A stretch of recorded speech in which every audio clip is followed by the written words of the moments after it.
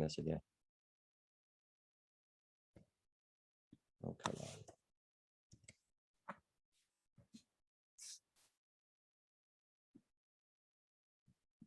All right, so if you have leads in here and you want to make sure that you have them set up with them, put like that they don't have alerts and you want to make sure they are set up with alerts, okay, or market reports, or doesn't have them, or doesn't have a running campaign. Let's go back to this, okay?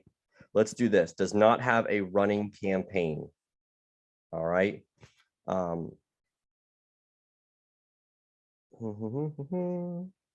Let's apply the filters. Let's see if Stephanie has any in here that she doesn't have any. Now, if it's active buyer versus new buyer, it's not going to show the difference, but at least it'll show how many she has that are running that do have a campaign set up. So only 19 of her 103 total have a campaign set up.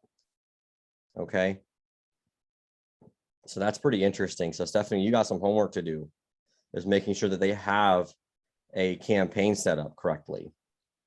Yeah, I thought I had, like, I did have the default active buyer campaign on all of them. I thought so, at least, or a pretty good amount, but I'm working on it now. All good. There's only 19. So there's only 19 of your 103 that you've claimed that don't have some sort of campaign. And it's easy to overlook because you've got obviously a lot of leads you're working. You can actually see over here, there are no active campaigns rolling for this person. And there might be a reason for that. Let's see if they, not sure why. She was getting emails. She unsubscribed from a text message. That might be why you took her out, which is fine. Okay. But I wouldn't take her out of active camp. I would have obviously I'd call her at this point, right? If they opt out, they unsubscribe, that's fine. But that doesn't mean she should not be called. She's getting emails, which is good because they get emails because you have her set up on an active property alert, which is great because that still will set off some automations on the back end as well.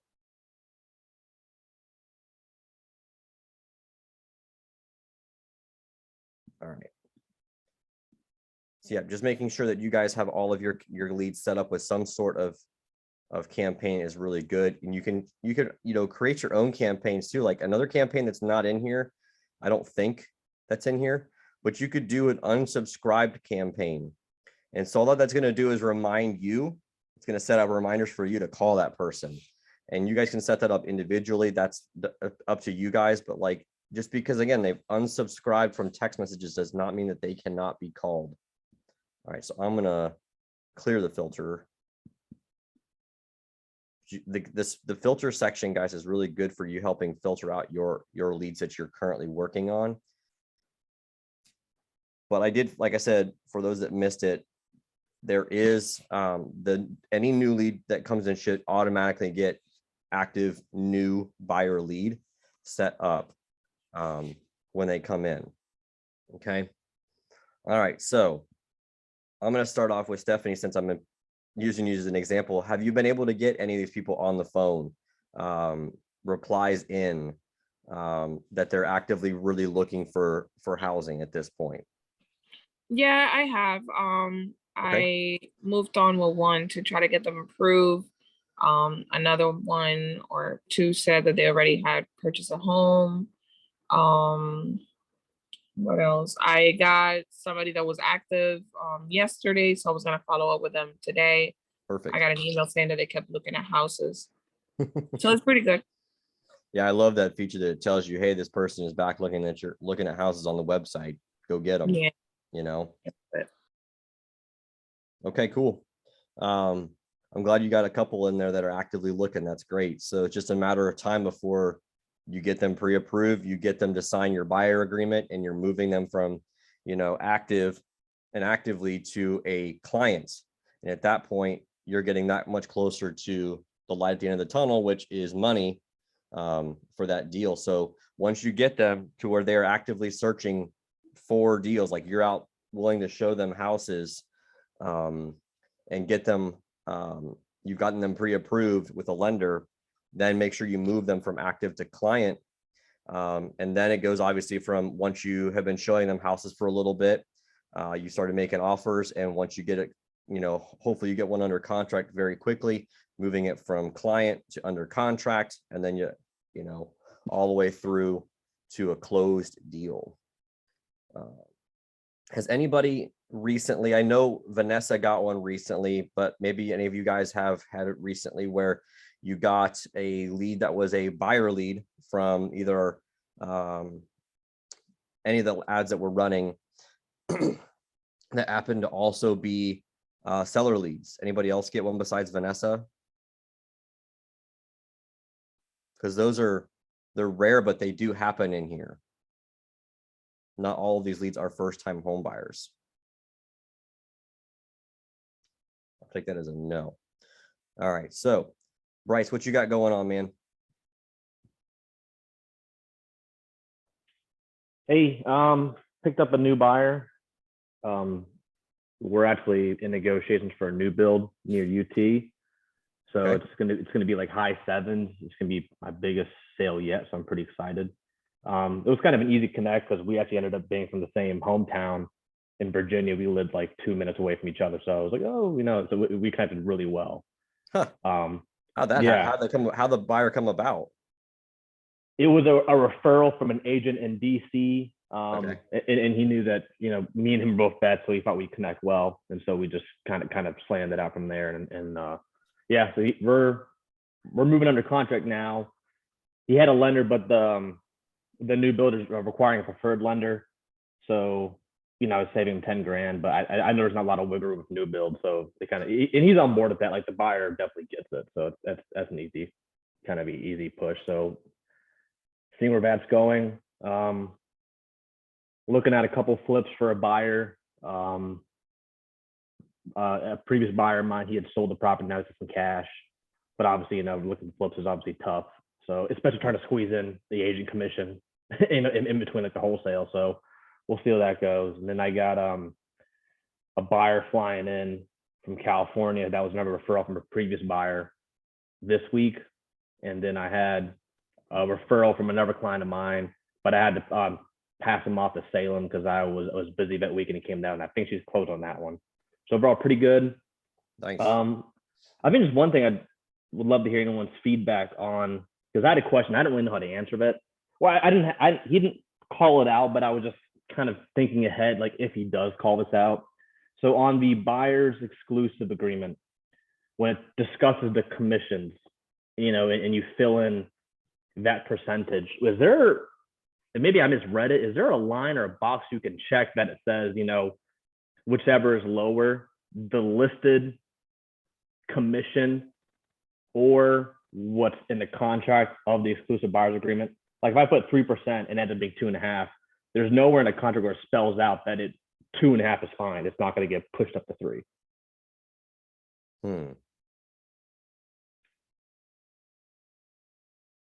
Good point. Because it just says that, because the way it's worded, it lays it out pretty clearly that if the commission would act as a credit towards the exclusive buyer's agreement commission amount. So if we write down 3 and the MLS commission is 2.5, the buyer still has to come up with that 0.5. Right. And I didn't like that because it seemed aggressive. And I wasn't sure if I was reading that wrong or if there's another doc or how any other agents have kind of handled pushback on that. I don't really know what to do with that. It's a good question. I have not heard that putting pushback at all. I've heard it works a lot though. So you guys don't get shortchanged on your 3%. Yeah. But because for the most part, like I'm not going to push back for a half a point. Like I'm not going to, like if you said 2.5 and 2.5 it is, I'm not going to fight you over that. I just didn't know like hey, Heather feed a point or, Caitlin had any sort of way just to let them know like, hey, I'll take whatever's on the MLS. It's only protect me if there's like a stupid 1% or $100 or something like that. I'd have to look at the document again and everything. I don't usually use them. to be truthful with you, so I don't really know the wording in there. But I do kind of think it might be just one of those things that you'd have that conversation with them about it. Like, hey, if this, if the offered commission is, the less, like, I'll be okay with it, and having that conversation up front. I mean, that's kind of the way I'd do it, but I may be wrong. Okay, yeah, that's all I was thinking, just to kind of keep it, free and open there. But You some could people are always just put, contract lawyers, you could put the thing in the buyer agreement. You could put 2.5-3%, whatever, 2.5-3%, and just tell them, like, look, hey, if the MLS says 2.5, I'll take 2.5. But if it says 3, I'll take 3, right? I don't know. Just a thought too. Got to kind of put in like a little disclaimer. Put at your the buffer bottom. there for yourself. So you have to read Yeah. the entire document. All right. That's what I would Yeah. do. Okay. Just Yeah, tell them, that's look, cool. I'm cool with going down to 2.5%, but if the buyer's agent is being a real jerk and only wants to give you 2%, that kind of guarantees you're going to get at least 2.5, because the buyer is going to make that difference. Because I'm sorry, I do not agree with doing anything less than 2.5 on the buy side. You guys are already working your butts off on the buy side. The fact that you guys are the ones getting the commission cut sucks in the first place, but I get it. Yeah, agree. Okay. Yeah, that was really one thing. And another thing too is kind of a offshoot. Anyone have, and I already spoke to Daniel White, and he wasn't able to help me here, but anyone use for like a liability insurance that includes handyman and contractors going in properties that covers them too? I know a lot of them, they have a disclaimer where it does not include handyman and contractors. And I've been struggling to find a liability insurance that specifically has that not excluded. I've Greg, I don't know, do you use like an umbrella insurance or liability, or what do you do? Kind of like, just, I've never even read that part. It is Oh, what you it is. just screw it. Through it. Okay, but Daniel was telling me, like, I just got to get, the paperwork for each person that goes in. I was like, look, man, like, I don't got time to be checking and vetting these guys who barely pick up their phones, let alone know how to scan in insurance paperwork. I'd rather just have a sort of overarching coverage. But I guess that's something that a lot of them exclude. Interesting. I've never heard that before. Yeah. Okay, Yeah, that's curious. they like to screw you, man. Yeah, exactly. Well, that's all I got. Other than that, nothing under contract, just slinging bids, and we'll see how it goes. Sounds good. All right, Caitlin, what you rip? So I closed my buyers on Wednesday. Yay. After, how many months of being under contract, and then them canceling out from under them and the whole mess. But they closed, they're moving in, they're so excited. And she was just like, even though we closed on Wednesday, like basically Wednesday afternoon, like very close to close of business at the title company, she's like, yeah, we're going to do a little something like Thanksgiving stuff in the house. She's like, because I'm just so thankful to be in a house and all of that. So that was really cool. Yeah, I've got 2 other buyers that I'm working with right now. One was a referral from a lady actually I used to work with at Keller Williams, and she's like, I'm not being an agent no more. Like, I'm dealing with my sister-in-law right now. She's like, this is my daughter. She's like, but I don't want to do this anymore. I was like, okay, I'll take good care of her. But so I had been driving with them all around, like out to like the other side of Polk County and like quite a ways and everything. They kind of took a little break and everything because they're trying to figure out what they want. If they want to be closer, they're gonna have to. He's trying to stay. He's got a good like pre-approval, but he's trying to stay closer to the 250-300 price range to keep his monthly payment down. But he's not going to find land if he's going to do that. He's not going to find acreage like he wants and stuff. So he's kind of trying to figure out what he wants. Like if he wants to go further out towards like Ocala or, something like that to get the acreage, at the price range he wants. So they're trying to figure that all out. And then I've got another buyer who is with the rent to own program. And I haven't heard back from him after the last time I gave him like numbers and everything on one of the things. So I'm kind of stuck there, I guess. Like they just go negative on them. Okay. Okay. Yeah, Yeah.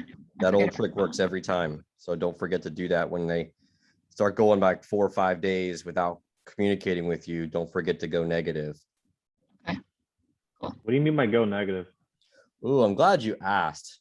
Was, It's my was that a favorite. layup question or? Yeah, pretty much.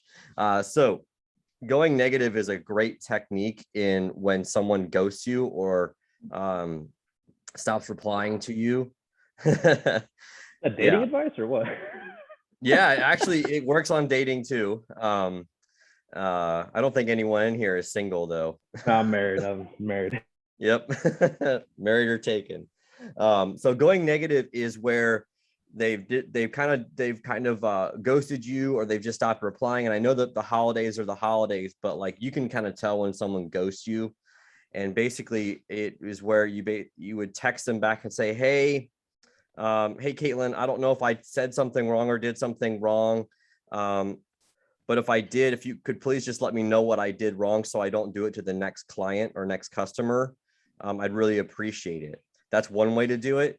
Going negative is saying something also like, it sounds like you really aren't that interested in buying a house at this point, or whatever, that you're not really interested in selling at this point. So if you could just let me know one way or the other, I'd really appreciate it. You can do it one of two, either way. You kind of have to gauge the seller or buyer situation and how you've had that rapport with them. But by going a step backwards, like taking a step back is going negative with them. And that it's actually in the sales and negotiating training in the university. John Martinez talks about this a lot, and it works every time, literally every time, especially if you go the route where they've ghosted you for a while and you say, it sounds like I did something wrong. I must have offended you or something along those lines. If you could just let me know what I did so I don't do it to the next person, I greatly appreciate it. And they always come back with, oh my gosh, no, you didn't do anything wrong. I'm so sorry. I've just been busy with XYZ, 1, 2, 3. No, I'm definitely still interested in selling or buying or whatever. You didn't do anything wrong. Or they're going to come back and say, yeah, you were an asshole. But 99.9% of the time, it's just they got busy, that they didn't have the time to reply because they know that's usually a big conversation, whatever it is, but it works every single time. Yeah, April just made a good point. Glad I asked. She said people have a natural ability to want to defend themselves. This makes sense. Yeah, that's exactly what it is. They want to defend themselves and everything, and not like getting defensive, but just like, hey, oh no, this is what happened. Yeah, 100%.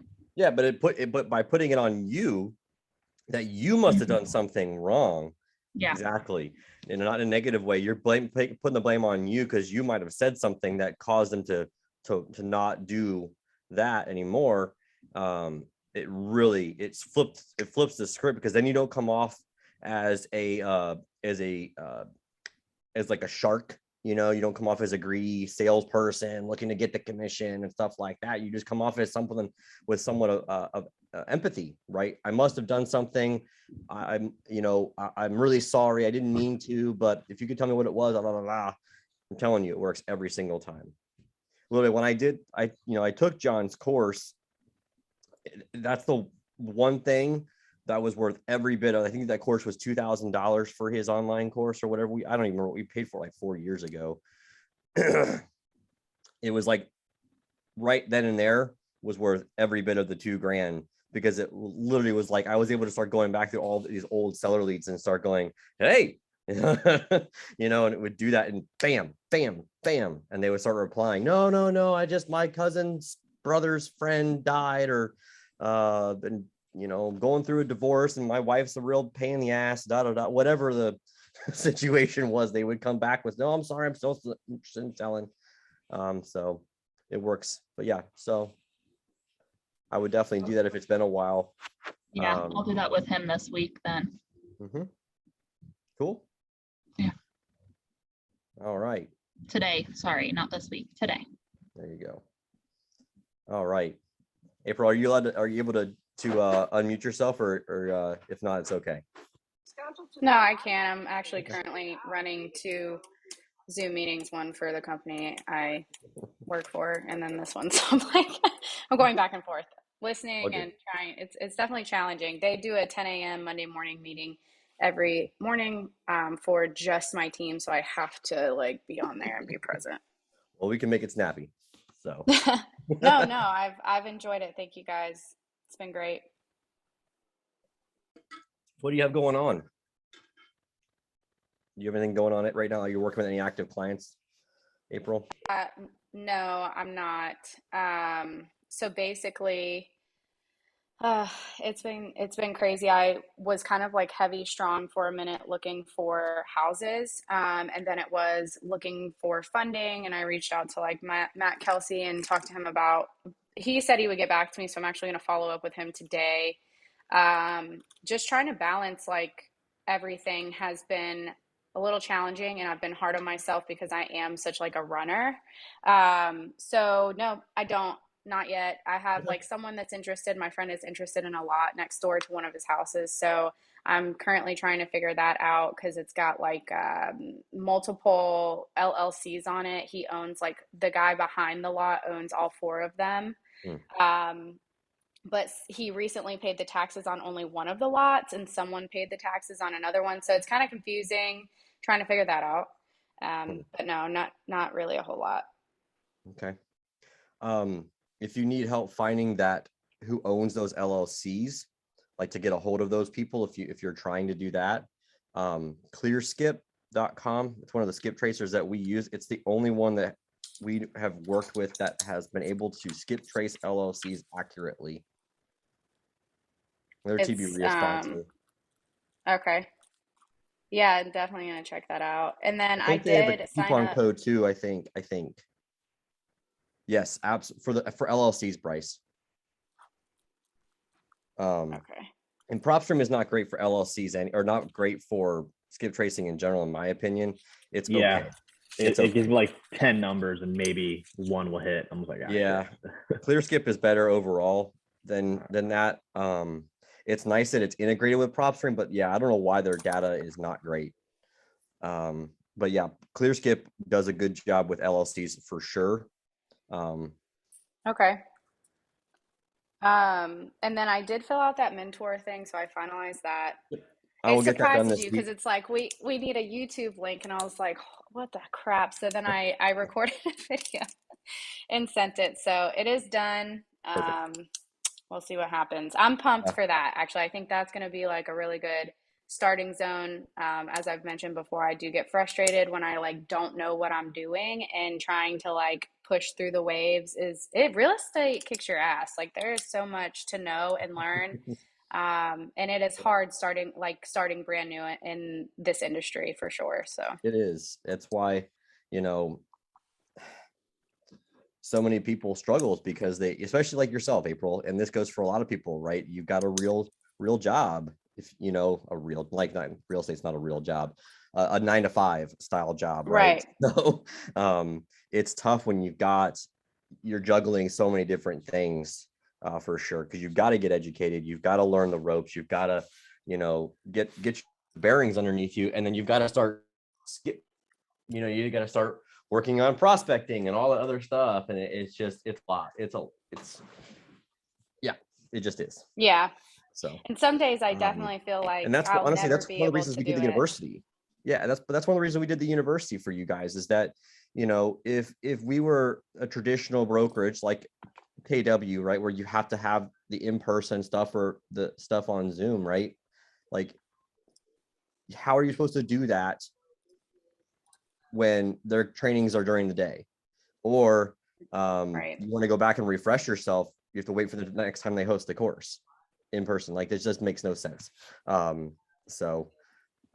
Yeah. If I remember correctly, it was like a full 3-day like thing. And a lot of people can't take a full 3 days off of work just to try to get started and everything. And I mean, I don't know what any of the others were, but Keller Williams specifically, at least the one that I was at, was, yeah, like it may have been 4 days. I feel like 2 weeks was like a thing, but like I do remember specifically like 3 or 4 days of like just full like 9 to 5 information. Yep. Everyone's Yeah, it different, was but that, I think a couple years ago when I was looking at this time I was working at the Hard Rock. I you know, was also ending with school and all this stuff. And it was like, yeah, you got to go to like a 2 week in-person class. And I'm like, okay, well, this has to wait.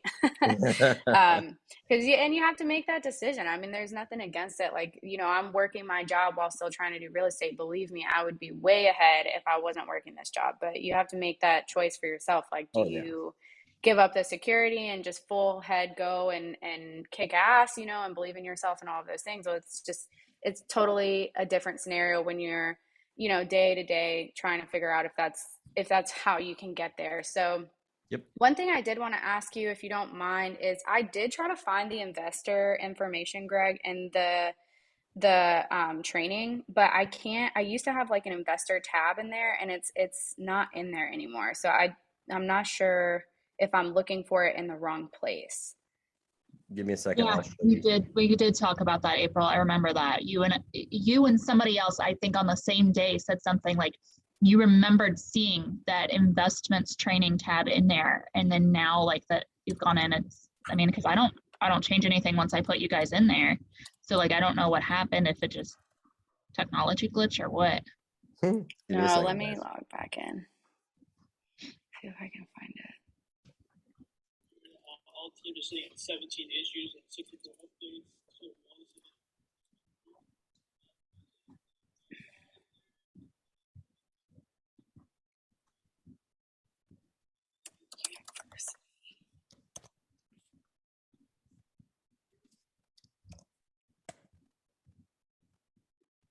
Try that. There should be a separate one for investments, and then there should be one for retail.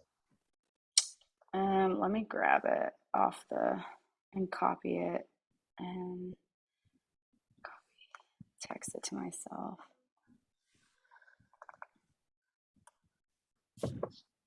Oh, I wonder if I can just click on it from here. Maybe it'll let me do that.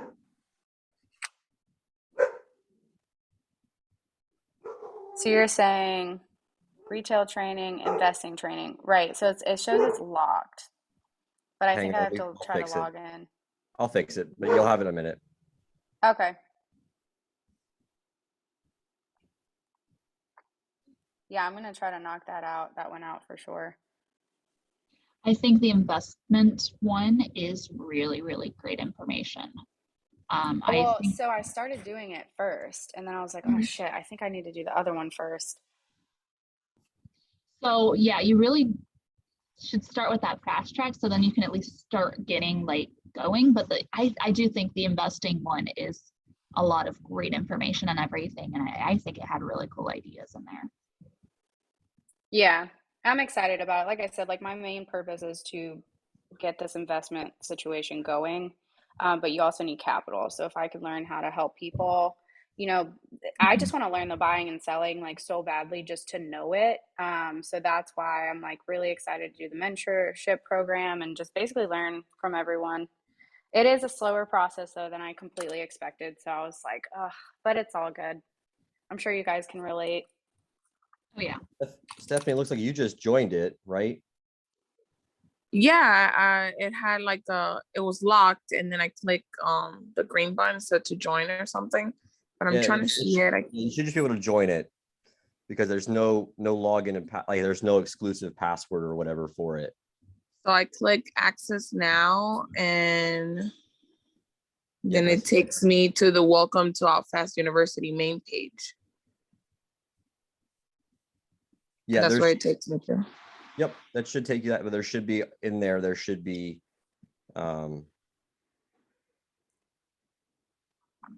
acquisitions training on the left, disposition sales on the left, audiobooks, and some other stuff. Got it. Perfect. Cool. All right. Well, thank you guys. I appreciate it. It's nice to see that people actually get on this meeting. So I'm definitely going to continue to try to make them. If I don't answer you right away, it's because my ears are tuned in, trying to appease both sides of my life. But just All holler. good. Sounds good. Thanks. All right, Heather.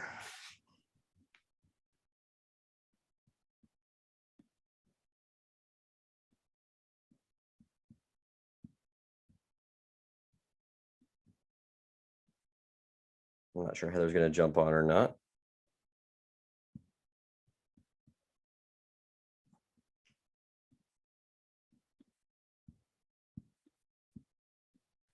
Sorry, it wouldn't let me unmute. No worries. So what's going on? So we had the listing finally go under contract this weekend, so that's good. Everything seems to be moving forward with that. Okay, he's gonna order inspections. I told him about the electric panel. And then I'm gonna do an intro email with Angie later today, so. Okay. Everything should be fine on that. Did you get a And chance to then take a other than picture of that, that? I've just been really just taking care of my mom, so that's been my number one priority, so kind Sure. of been working the KV core leads. I haven't had a lot of traction with those yet. I've been emailing, calling, texting, so I do need to go and set up those campaigns, and that's pretty much it. Okay. Did you get a chance to take a picture of that panel yet? What? Did you get a chance to take a picture of that panel over at 39th? Yeah, I have to step out and head to Tampa, so I'm gonna grab that picture on the way. Okay, sounds good. I got to That's pretty text a much it. different, that electrician that and Jeremy has been using for years, like literally has completely ghosted us, and like we think he might have died or something. That's Because like he's crazy. been the most reliable guy for years and literally nothing. It's so crazy. Do you guys have another one right now? I do have a couple other ones. Okay. So who knows what happened to that guy? But yeah, I've got a couple other ones. That's why he wanted me to send him a picture of the panel itself, just to see if it does have to be replaced. If it does, then he's going to refer me to somebody else. Okay. So we one way or the Alrighty, other, I'll it be will over get soon. freaking fixed. So all right, good stuff, everybody. I tested positive for COVID still, so I guess I won't be coming to office until there's so much conflicting information on whether I'm still going to be able to give it to people or not. The YMCA is following something, I don't know where it came from, but when my mom had it, the YMCA said 10 days after your first test is when you stop being contagious. And so they let her come back to work then. Yeah, I was like, I've heard that okay. too. I was like, I don't know where I don't pay enough attention to it, truthfully, to like. Yeah. Yeah, mine was weird. Like as soon as my symptoms like were like over, which I think I had them for like 12 days, I took a test because I was like, well, I'm starting to feel better, and I finally tested negative. So I don't know. Everybody's different though. My mom is still testing positive, and she had it when I had it. Wow. Yeah. And honestly, companies are going the same approach if they're not remote. And that was a thing for a while was, okay, so how long do you expect us not to come into work? Right. And so they have it, all you have to do is like maybe Google like company policy testing positive for COVID and kind of maybe gauge it based off of that and however you guys feel comfortable because you kind of own your own office, you know? Yeah. So, The worst part Yeah. was like I feel fine except for the fact that I got COVID. Jackie did not get COVID. Luke obviously didn't get it, but like Jackie got a sinus like infection of some sort. I now have the sinus infection, so I sound like shit and don't feel great up here. But like, other than being fatigued and having some brain fog here and there, like I feel completely fine from the COVID symptoms. It's freaking ridiculous. So My mom got a sinus infection from having COVID, and then she got this super cold that's gone around too, and she's got a sinus infection from that now too. ridiculous. It's Can't win, insane. but I'm pretty sure I'm not contagious at this point because we still had Thanksgiving and no one got it. So Greg, you need to get those emergency like zinc and vitamin D packets. I've been taking that shit every day. Okay. We Oh, have yeah. some in So the office those- even. Yeah. Or we use maybe we them threw them here. away. I don't know. I feel fine. Like seriously, I'm just clogged up in my nose, and other than that, I'm fine. So I'm probably going to come to the office day anyway. So, all right, y'all. Well, have a great week. Let me know if you need anything. As always, I'll catch you later. Yeah.